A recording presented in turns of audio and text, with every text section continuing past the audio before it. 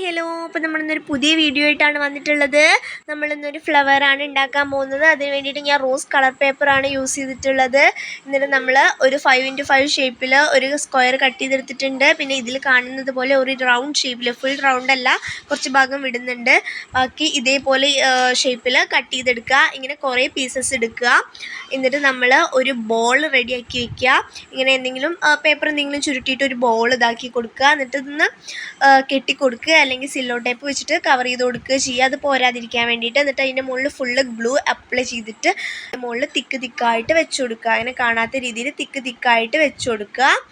പിന്നെ നമ്മൾ തണ്ടിന് വേണ്ടിയിട്ട് ഒരു ഗ്രീൻ പേപ്പർ ചുരുട്ടി കൊടുക്കുക.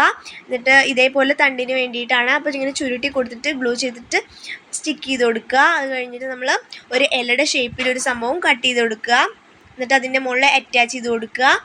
അപ്പോൾ ഇഷ്ടപ്പെട്ടാൽ ലൈക്ക് ചെയ്യുക, കമൻറ്റ് ചെയ്യുക, സബ്സ്ക്രൈബ് ചെയ്യുക. മറ്റൊരു വീഡിയോയിൽ കാണാം. Bye bye.